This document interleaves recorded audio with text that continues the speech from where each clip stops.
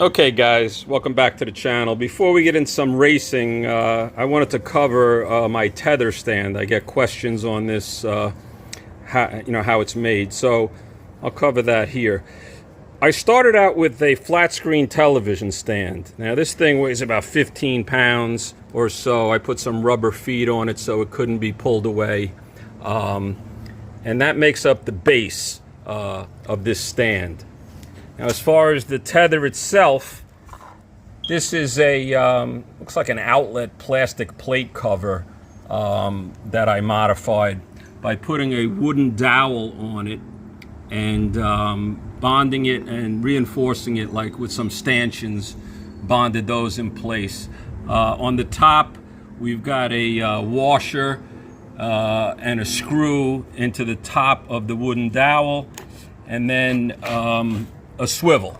So the swivel is just a metal swivel, as you can see here, and then my line and the bridle for the car.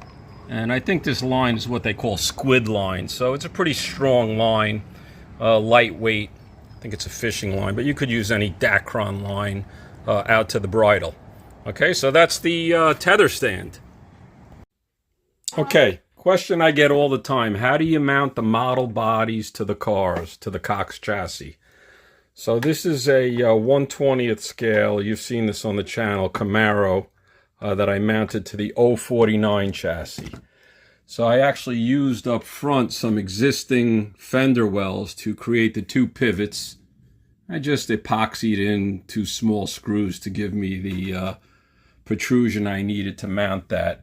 And then in the back, I try to mimic the Cox rear hold down, which is basically clips. So I bond polystyrene sheet that I kind of formed into these stanchions or supports with like a little clip in it.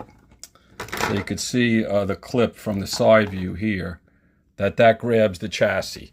So you have to kind of build this on the car, but the idea is you snap it down. So it's mounted tight. It mimics the original Cox mounts.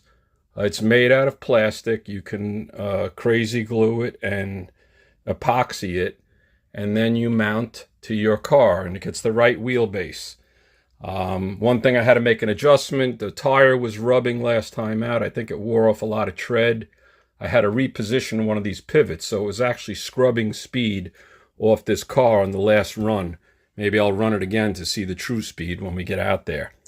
Okay, now here's the Pantera. This is an electric model body. It's Lexan, so it's this real springy Lexan body. I actually built like a perch up front. I had a polystyrene sheet, screwed it to the body and glued it, reinforced, made two similar clips like I made on the other car. And then, I try to make it snap in so I don't have to deal with a lot of issues when I'm trying to launch this thing. People have suggested magnets and super magnets. I try to kind of mimic the Cox style.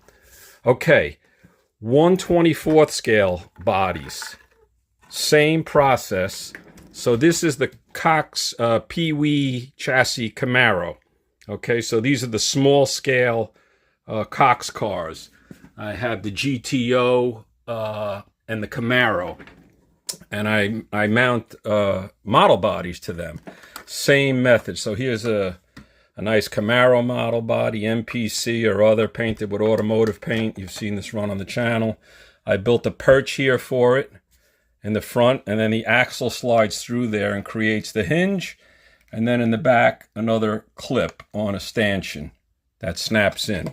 Okay, same thing with the Nova. Built the front up, super glued it to the model, and then in the back I built a stanchion with a little reinforcer on there. You could make it clip on any way you want. This one I put a little foam in there to kind of absorb the shock so it doesn't pop off. So that's how we mount these bodies to these Cox chassis. A lot of these I've had as slot cars that you see here, electric slot cars, but I like mounting them to the Cox chassis and running them. Okay? Hope you enjoyed that. Thanks for watching.